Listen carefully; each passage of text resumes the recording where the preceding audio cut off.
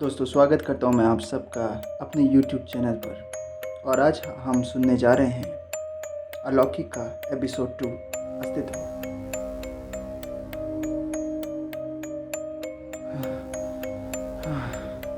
एक अजीब सी दहशत सी पूरे दिल में मेरे होने लगी थी। बाहर बिजलियां कड़क रही थी, हवाएं तेज चल रही थी।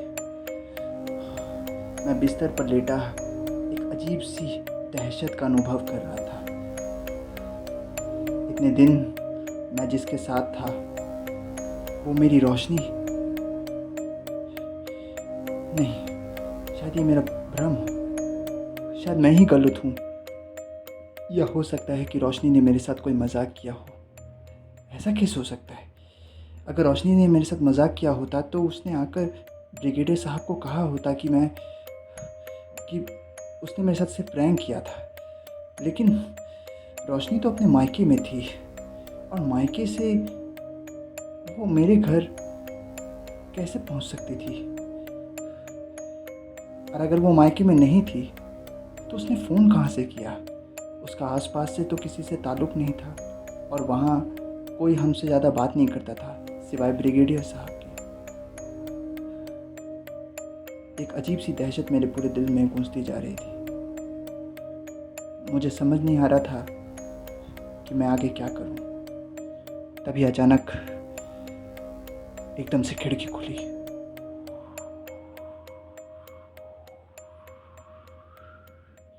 उस आवाज़ को सुनने के बाद मैं उठ बैठा अपने बिस्तर पर। तभी मुझे एहसास हुआ कि मैं तो अपने बिस्तर पे आज था ही नहीं। मैं तो ब्रिगेडियर साहब के यहाँ पूरे दिन से था और आज उन्हीं के एक कमरे में सो रहा था। कमरे में खूब अंधेरा था। पास की खिड़की शायद भारी तूफान से खुल चुकी थी। मेरी हिम्मत नहीं हो रही थी कि मैं खिड़की के पास जाके खिड़की को लगा लूं, लेकिन हवा से बार बार खिड़की लग रही थी, खुल रही थी। मेरा दिल बहुत ज़्यादा अजीब से दहशत में डूबा सा था। ऐसा लग रहा था कि मैं खिड़की के पास जाऊंगा और वो जो कोई भी है वो साया मेरे सामने आके खड़ा हो जाएगा।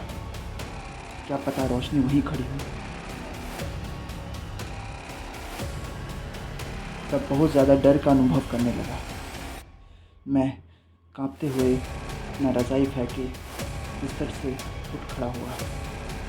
खिड़की के पास जाकर मैं खिड़की लगाने ही लगा कि अचानक मैंने देखा कि कोई साया घर के दाहिनी तरफ से गुजरा। मैंने जल्दी से खिड़की लगा दी। मैंने ना झांक कर देखा कि वहाँ कौन था और ना ये कोशिश की कि बाहर उतनी तूफ़ानी रात का कौन हो सकता था।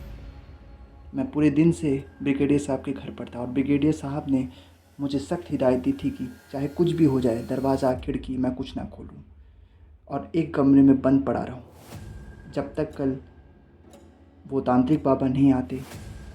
मैं अपने घर का रुख भी ना करूं। एक पल को दिल में मेरे दहशत सी लगी कि वाकई मैं जो कर रहा था ठीक था। क्या पता शायद रोशनी घर पर ही हो। वो बेचारी पूरे दिन मेरे ना होने से न जाने क्या गुजर रही होगी उस पर। लेकिन तभी मेरे दिल में दोबारा ये ख्याल आया कि मैं किसकी फ़िक्र कर रहा हूँ। ये मुझे क्या हो रहा है? ये कैसी बातें मैं सोच रहा हूँ। वो रोशनी नहीं है, वो कोई और है। वो रोशनी नहीं हो सकती, क्योंकि जिस रोशनी को मैं जानता हूँ वो रोशनी को मैं खुद ट्रेन पे बिठा के उसके मायके भेज चुका था। नहीं, ये रोशनी नहीं है, ये कोई और है। और वो जो साया गुजरा, कहीं वो वही तो नहीं। दिल और दिमाग पर दहशत इतना हावी था कि उस रात सिर्फ मैं करवटें बदलता रहा। लेकिन कम वक्त ना वक्त गुजर रहा था और ना ही सुबह हो रही थी।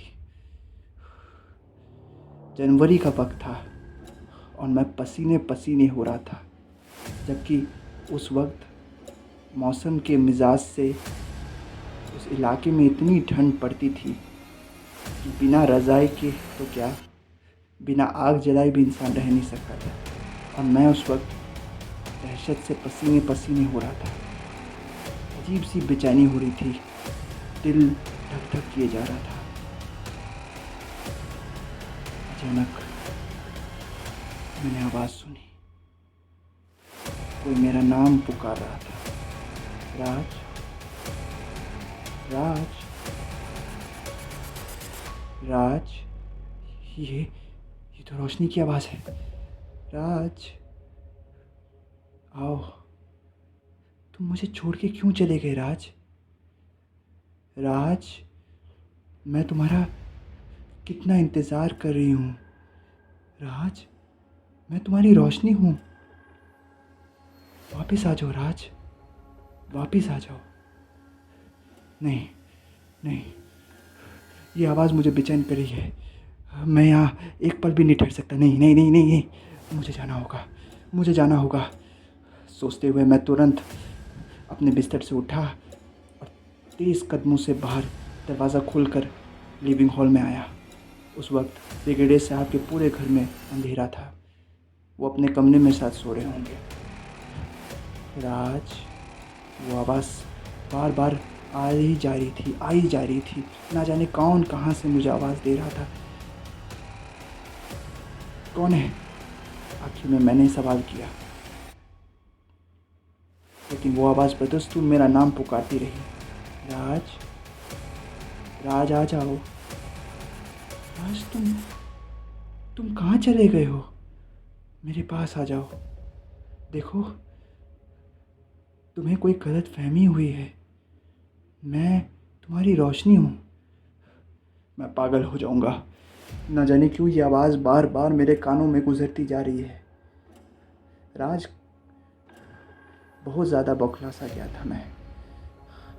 न जाने क्यों वो आवाज़ राज राज करते हुए मेरे दिमाग और दिल पर इस तरीके से हावी हो रही थी। ऐसा लग रहा था जैसे कोई अजीब सी कशिश मुझे खींच रही हो। मैंने अपना वहाँ पे पड़ा मफलर उठाया, जो मैं घर से भागते वक्त अपने साथ लिए हुए था, और दरवाजे की तरफ बढ़ा। मैंने अभी दरवाजे पे हाथ रखा ही था कि एक छड़ी मेरे हाथ पर यूं पड़ी जैसे मैं एकदम से बौखला उठा। ब्रिगेडियर साहब सामने खड़े थे और वो बिल्कुल हैरत से और नाराज़गी से मिली जुली नज़रों से मुझे देख रहे थे। पागल हो गए क्या? कहाँ जा रहे थे इतनी रात गए? वो आवाज़ सुन रहे आप? रोशनी की आवाज़। कौन रोशनी?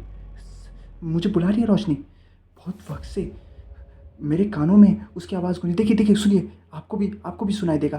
देखिए, किसकी आवाज़? मुझे कोई आवाज़ सुनाई नहीं दे रही राज। माय सन, तुम बहुत बड़ी मुश्किल में हो। वो तुम्हें अपनी तरफ बुला रही। तुम कहाँ जा रहे थे? मैं उस आवाज़ की दिशा में जा था। मैं अपने घर जा रहा था। गलती भी मत करना राज। वापस का रुख, तुम्हारी मौत तुम्हें खींच रही है। तुम नहीं जानते वहाँ क्या कहर तुम पर बन के टूटने वाला है। नहीं, तुम कहीं नहीं जाओगे, तुम यहीं रहोगे। पर यह आवाज़ मुझे बिल्कुल पागल सी कर रही है। कुछ नहीं होगा माय सन, आओ मेरे साथ आओ। ब्रिगेडियर साहब ने मुझे इस कदर कस कर पकड़ा कि मैं उनकी पकड़ से छूट नहीं पाया। उनका मजबूत हाथ था। वो मुझे अपने कमरे में लाए, जहाँ आग चिमनी के नीचे जल रही थी। उन्होंने मुझे एक सोफ़े पे बिठाया और ख़ुद भी सामने की एक दीवान जैसी सोफ़े पे बैठ गए।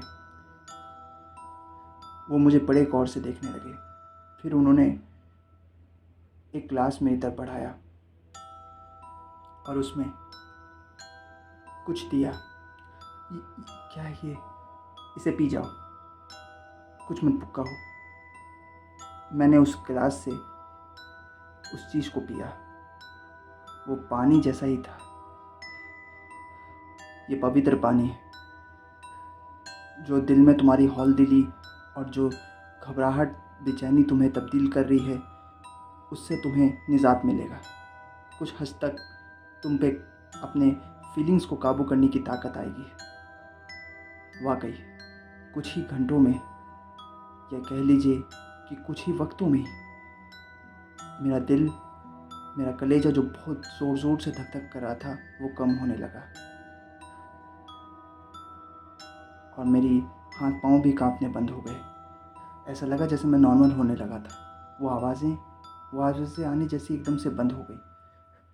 ये सब क्या हो रहा है? मेरी कुछ समझ में नहीं आ रहा, पर मुझे बिल्कुल समझ में आ रहा है। वो लड़की किसी भी हद तक तुम्हें अपने करीब बुलाने की कोशिश कर रही है, इसलिए वो ये सब पैतरे आजमा रही है। अगर वाकई वो कोई साया है या कोई चीज़ है तो वो यहाँ क्यों नहीं आ सकती? मैंने तुम्हें पहले भी बताया है कि इस घर के तमाम दीवारों पर मंत्रों के तस्वीरें टंगे हैं और इस पूरे घर को मैंने इस प्रवेश से पहले बांध दिया था। थैंक गॉड कि मैं वक्त पर उठ गया। अगर मैं वक्त पर नहीं उठता तो शायद वो चीज़ तुम्हें घर से बाहर निकालने में सक्षम हो जाती। अब मैं क्या करूं? तुम यहीं रुको और सोने की कोशिश करो। मैं भी तुम्हारे साथ तुम्हें वॉच करता रहूँगा पूरी रात। लेकिन अब बेवजह मेरे लिए इसमें तकलीफ़ कैसी? तुम मेरे बेटे जैसे हो और मैं नहीं चाहता कि तुम्हारे साथ कुछ घट जाए। अगर तुम्हें कुछ हो गया तो मैं रोशनी को क्या जवाब दूंगा? ये तो ऊपर वाले का भला हो कि तुम अकेले हो। अगर रोशनी यहाँ होती तो मुझे उसकी भी फिक्र लगी रहती। मुझे डर है कि कहीं ये रोशनी को कुछ नहीं होगा।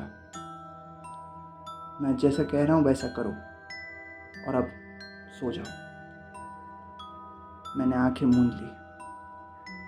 उस पानी के पीने के बाद से ही मुझे बहुत रिलैक्स महसूस होने लगा।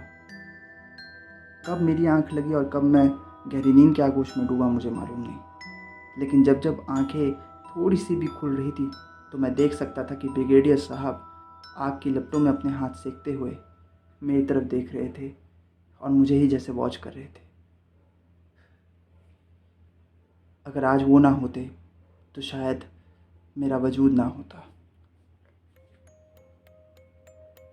अगली सुबह जब मेरी नींद खुली तो जैसे मैं एक बहुत गहरे सपने से जागा। मुझे कुछ होश नहीं था कि कल मेरे साथ क्या हुआ था। फिर जब एकदम से मुझे ख्याल आया तो मेरा पूरा बदन दोबारा से घबराहट में और बेचैनी में डूबने लगा। मैं आज नौकरी पर नहीं गया था और जाता भी कैसे? घर का रुख मैंने किया नहीं था। ब्रिगेडियर साहब के पास मैं पूरे एक दिन उनके घर में ठहरा था। तभी अचानक मेरे कानों पर किसी भारी आदमी की आवाज़ हुई। मैंने मुड़कर देखा। दरवाजे पर एक तांत्रिक बाबा मौजूद थे, हाथों में रुद्राक्ष, उम्र लगभग 57-60। उनका खुला बदन बालों से भरा था, लेकिन उतने ही उनके माथे और बाजुओं पर तिलक और ना जाने क्या क्या लगा हुआ था। उन्हें देख के ही महसूस हो रहा था कि वो बहुत ही पहुँचे हुए थे। वो गंभीर नज़रों से मुझे देख रहे थे, बिल्कुल शांत स्वभाव के। होंठों में कुछ बड़बड़ाते हुए वो अंदर प्रवेश किए। ब्रिगेडियर साहब ने उनके पाँव को छुआ। उन्होंने उन्हें हाथ दिखाकर एक तरफ बैठ जाने का। उसके बाद वो मेरे करीब आए और जैसे वो मुझे देखते रहे वैसे वैसे उनकी नज़रें और ज़्यादा बड़ी होने लगी। मैं वैसे इन सब चीज़ों पर यकीन तो नहीं करता था दोस्तों। मुझे लगता था ये सब शायद पाखंड है, लेकिन जिस हालात से मैं उस वक्त गुज़र रहा था, अगर उस वक्त कोई भी मुझे कुछ भी कह देता तो मैं उस पर यकीन कर लेता। उन्होंने मेरी तरफ देखा और मुझे बैठने का इशारा किया। बैठ जा बेटा, मैं देख सकता हूँ तो एक बहुत भारी मुसीबत से गुजरा है। हाँ, तो मुझे सिर्फ इतना बता कि इन तमाम एक हफ्ते तक जो तू उसके साथ रहा, उसने कभी तुझे चोट पहुंचाया? नहीं। कभी तुझे कोई तकलीफ़ दी? नहीं। तो यानी वो आत्मा तेरा कुछ बुरा नहीं करना चाहती। पर पापा ये सब क्या हो रहा है? मैं तो अच्छा भला अपनी बीवी को रेलवे स्टेशन में छोड़ के वापस आ रहा था और मैं अपने घर आके सोया भी। अगले ही दिन मुझे वो किचन में मिली और उसने मुझे बताया कि वो दूसरे स्टेशन पर उतर गई थी। और तूने यकीन कर लिया। यकीन नहीं करता? मेरे सामने जीती जागती वो खड़ी थी। इंसान की यही तो फितरत है, जो देखता है उसी पे आंख मूंद के विश्वास कर लेता है, पर वो ये नहीं देखता कि उस चीज़ के भीतर क्या है, उसके पहलुओं को नहीं समझता। और तूने भी यही धोखा खाया। अब मैं बताता हूँ तुझे कि तेरे साथ आखिर हुआ क्या था। बाबा ने जो बात मुझे बताना शुरू किया, मेरे पाँव तले ज़मीन खिसकने लगी। उन्होंने मुझे बताया कि जब मैं अपनी वाइफ को छोड़कर ऑटो से आ रहा था, उसी वक्त ऑटो ड्राइवर ने वहाँ पर गाड़ी रोक के बहुत बड़ी गलती की थी, क्योंकि वो वक्त नक्षत्रों के हिसाब से कुछ गलत दौर से गुज़र रहा था। वो नक्षत्रों के हिसाब से वक्त मेरे लिए बिल्कुल भी अनुचित था। मैं वहाँ पर उतरा और उन्होंने मेरी तरफ नज़रों को देखा और नज़रों को देखते हुए फिर उन्होंने तमाम बातों को बताना शुरू किया कि जब मैं वहाँ उतरा तो मैंने कब्रिस्तान के फाटक की तरफ जाने की गलती की। वहाँ जो साया था, वो साये की हवा मुझ पर हावी हो गई। उस हवा ने पहले मुझे और फिर ऑटो ड्राइवर को पोजेस किया। तभी ऑटो ड्राइवर का रवैया मेरे से बहुत अजीब सा हो गया, क्योंकि वो ऑटो ड्राइवर के शरीर पर प्रवेश कर चुकी थी। उसके बाद जब वो मेरे घर आए, तब हम वहाँ से उतरकर अपने घर की तरफ चले। ऑटो ड्राइवर तो वापस चला गया, लेकिन जब मैंने दरवाज़ा खोला तो उस दरवाजे के साथ मैं अकेला नहीं, वो साया भी मेरे साथ उस घर में प्रवेश कर गया था। और यही नहीं बच्चा, वो साया ऐसा है जो अनंत काल तक तेरा पीछा ना छोड़े। इसीलिए वक्त रहते उसे तुझसे अलग करना बहुत ज़रूरी है, वरना तेरी और तेरे वैवाहिक जीवन को वो सदा के लिए नष्ट कर देगी। मैं ऐसा क्या करूं? तू चल मेरे साथ। कहाँ पे? और कहाँ? तेरे घर। नहीं, मैं वहाँ नहीं जाऊँगा। मुझे तू अगर नहीं गया तो मैं तुझे और तेरी रूह को हिफाजत नहीं कर पाऊँगा। जैसे मैं कह रहा हूँ वैसा कर। चल मेरे साथ। ब्रिगेडियर साहब कुछ नहीं बोले। ब्रिगेडियर साहब ने सिर्फ इतना कहा कि वो भी अब साथ चलना चाहते थे, लेकिन बाबा ने उन्हें हाथ दिखा के साफ मना कर दिया। तुम यहाँ हो तो सुरक्षित हो। इन मंत्रों के घर से बंधे घर में रहने से तुम्हें कोई तकलीफ़ नहीं होगी, लेकिन वहाँ पर अगर तुम वहाँ मौजूद रहे तो हो सकता है वो जो कोई भी चीज़ है, वो बुरी आत्मा या साया तुम्हें नुकसान पहुँचाने में एक सेकंड ना लगाए। हम लोग वापस घर की तरफ बढ़े। ये देखिए, घर का दरवाज़ा लगा हुआ था, खिड़की सब लगा हुआ था। बिना कुछ कहे बाबा ने कुछ मंत्र पढ़ा और दरवाजे पे सिर्फ हाथ रखा। दरवाज़ा अपने आप खुल गया। ऐसा लगा जैसे दरवाज़ा को अंदर से किसी ने लगाया ही नहीं था। घर में घुसते ही एक अजीब सी गंध मुझे महसूस हुई, वही गंध जो उस रात कब्रिस्तान में मैंने महसूस की थी। मैं आगे आगे बढ़ा और बाबा मेरे पीछे। वहाँ गुप्त सन्नाटा छाया था, चारों तरफ खामोशियाँ बिखरी हुई थी। और तभी अचानक एक अजीब सा हवा चला, एक ऐसा हवा जिसकी सिरहन ने मेरे पूरे बदन को अजीब सी झुरझुरी सी पैदा कर दी। शांत।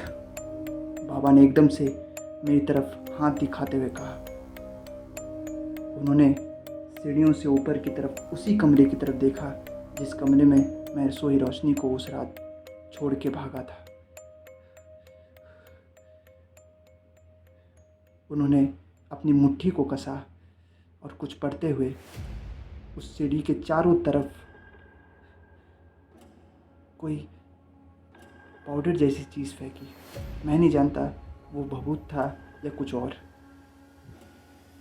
अचानक खिड़की दरवाजे अपने आप खड़खड़ाने लगे।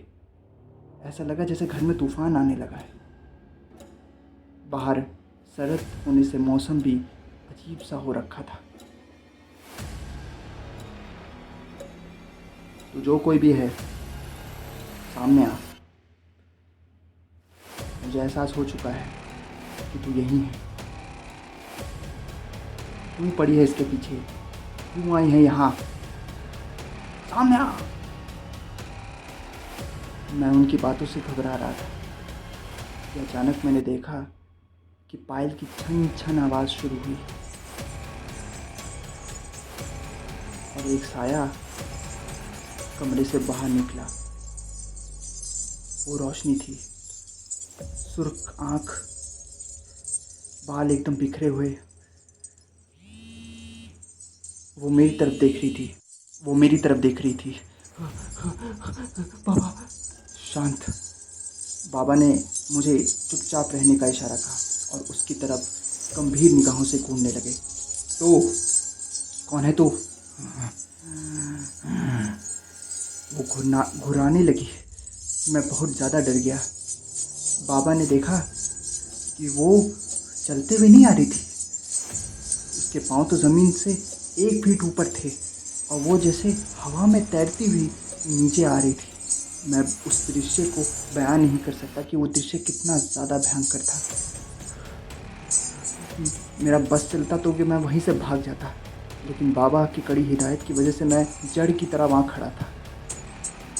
मेरे पाँव जड़ हो चुके थे। बाबा और करीब गए और सीढ़ी के दाहिने पे आके खड़े हो गए। उन्होंने घूरते हुए उसे देखा और कुछ मंत्र पढ़ने लगे।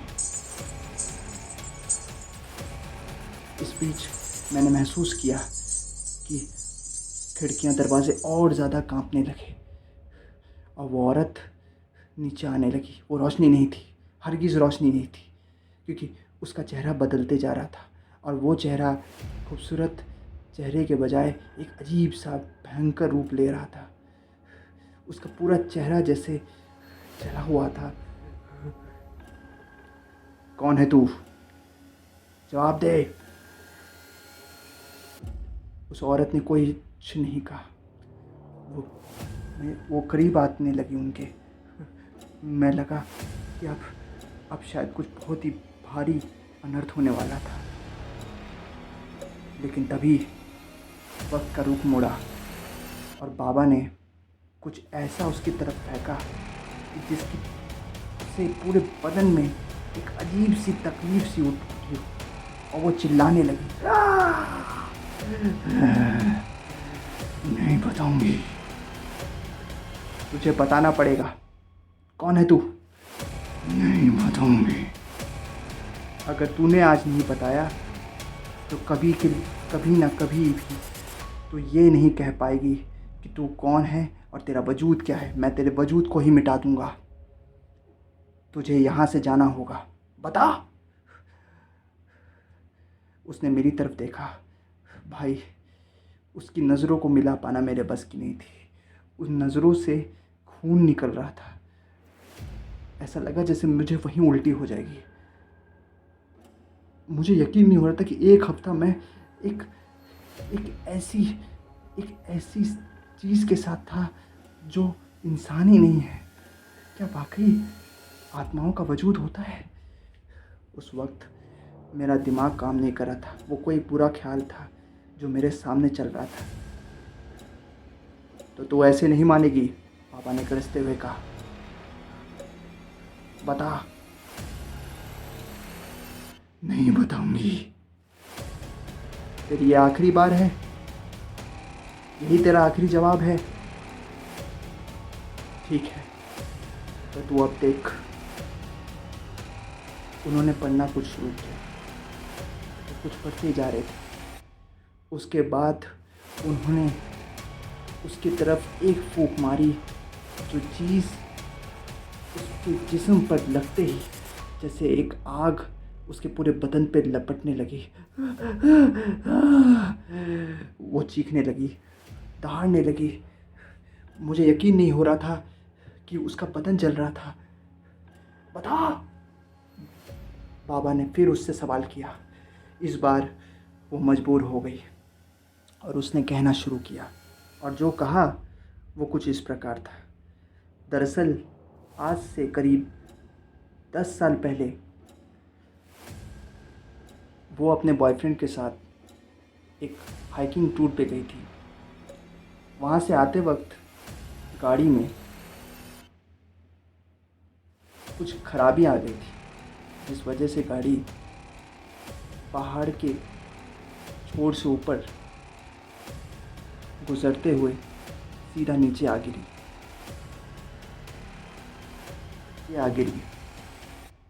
उसी वक्त उसके बॉयफ्रेंड की मौत हो गई। उसका नाम कैथरीन था, कैथरीन डिकॉस्टा। और जो बॉयफ्रेंड उसका मरा था वो हूबहू मेरे जैसा दिखता था। तकरीबन उसकी उम्र वही थी जो उम्र इस वक्त मेरी है। कैथरीन उस गाड़ी के ब्लास्ट में ज़िंदा तो बच गई, लेकिन ज़्यादा दिन जी ना सकी। अपने बॉयफ्रेंड की याद में और तकलीफ़ में तड़पते हुए उसने ये वादा किया था कि कभी ना कभी भूले भंगटे अगर वो मुझे देख ले तो वो फिर मेरे पीछे एक साई की तरह लग जाएगी। उसकी मौत होने के बाद उसे उसी कब्रिस्तान में दफना दिया गया, जो कब्रिस्तान उस रात रेलवे स्टेशन से घर जाते वक्त मेरे रास्ते में पड़ा था। उसकी रूह आज तक से भटक रही थी और उसे आज तक सुकून नहीं हासिल था। वो इसी खोज में थी कि कभी ना कभी मैं ज़रूर उसे मिलूँगा, लेकिन मैं जानता था मैं तो सिर्फ उसका एक हूबहू चेहरा था जिसे उसने अपना बॉयफ्रेंड समझा था। वो रोशनी बनकर मेरे घर आई थी। उसे सब कुछ न जाने कैसे मालूम था और वो चाहती थी कि वो धीरे धीरे रोशनी की जगह ले ले। उसने ये सोच रखा था कि जैसे ही असली रोशनी मुझसे मिलने की कोशिश करेगी वो उसे जान से मार देगी और हमेशा हमेशा के लिए वो मुझे पा लेगी। लेकिन वक्त से पहले ही मुझे उस पर शक हो गया और कहीं ना कहीं रोशनी के उस फ़ोन कॉल ने उसके सारे मंसूबों पर पानी फेर दिया। अगर वो फ़ोन कॉल मुझे उस रात ना लगा होता तो शायद आज मैं भी ज़िंदा ना होता और ना रोशनी ज़िंदा होती। ब्रिगेडियर साहब जो कुछ कह रहे थे वो वाकई सच था। आत्माओं का वजूद था इस दुनिया में। बाबा ने बिना कुछ सोचे समझे फ़ौरन कुछ मंत्रों का जाप किया और उन्होंने उसकी तरफ देखा और उस पर एक फूंक मारी। उसका पूरा बदन अपने आप धुएं में तब्दील होने लगा और ऐसा तब्दील हुआ कि पूरा घर जैसे धुआं धुआं सा होने लगा। तभी उसकी एक चीख, हौलनाक चीख मैंने सुनी और उसके ठीक उसी वक्त पास के कांच की खिड़की टूटी और वो काला धुआं सा बनकर बाहर की तरफ निकल गई। अजीब था वो मंजर। हम वापस ब्रिगेडियर साहब के घर लौटे। तांत्रिक बाबा वहीं मौजूद थे। रोशनी शाम की गाड़ी से वापस आ चुकी थी, वो भी वहाँ मौजूद थी। सब कुछ नॉर्मल हो चुका था। तांत्रिक बाबा ने मुझसे कहा कि आज के बाद तुझे डरने की ज़रूरत नहीं, वो दुष्ट आत्मा अब तुझसे बहुत दूर जा चुकी है, मैंने उसे मुक्ति दे दी है। लेकिन याद रखना, कभी भी गलती से भी तुझे उस जगह का रुख नहीं करना जहाँ पर उसने तुझे देखा था। ये ले। उन्होंने इतना कहकर एक रोली मेरे हाथ में बांध दिया और कहा कि ये ज़िंदगी भर मैं पहने रहूं, कभी इसे अलग ना करूं। इसके बाद तांत्रिक बाबा ने ब्रिगेडियर साहब से कहा कि कुछ आत्माएं ऐसी होती हैं जो मरने के बाद भी ये सोचती हैं कि उनका महबूब उन्हें एक ना एक दिन ज़रूर मिलेगा, और इसी चक्कर में वो किसी और बेगुनाह इंसान को, अगर उसका चेहरा ज़रा सा भी उसे लगे कि उसके प्रेमी से मिलता हो, वो उसे अपना बनाने की कोशिश में लग जाती है। बुरी आत्माएं ऐसी ही होती हैं जिनकी ख्वाहिशें अधूरी रह जाती हैं और जो कभी भी मरने से पहले अपनी ख्वाहिश को पूरी नहीं कर पाती। ब्रिगेडियर साहब ने इतना ही कहा कि क्या वाकई इन सब का वजूद है? अगर ऐसा है तो ये भारी फिक्र की बात है, क्योंकि अगर इंसान इस चीज़ से बेखौफ होकर जी रहा है तो वो जानता है कि कभी ना कभी उसके साथ भी कुछ ऐसा हादसा गुजर सकता है जिस पे उसे ना चाहते हुए भी विश्वास करना पड़ सकता है। मैंने बाबा की तरफ देखा और उनका धन्यवाद किया। बाबा ने कोई दक्षिणा नहीं ली, वो जो कुछ किए मेरे हित के लिए किए, मुझे बचाने के लिए किए। उन्होंने हमें आशीर्वाद दिया और रोशनी को भी आशीर्वाद दिया और वहाँ से रुखसत हो गए। आज इतने साल बाद भी उनकी बातें मेरे नज़रों में घूमती हैं। वो बातें, वो मंज़र, सब कुछ मेरे सामने गुज़रता है तो ऐसा लगता है जैसे कल की ही बात हो। लेकिन वाकई मैं मानता हूँ कि इस दुनिया में मरने के बाद भी रूह का वजूद है। अगर वो हादसा मेरे साथ गुज़रा ना होता तो शायद मैंने कभी यकीन ना किया होता।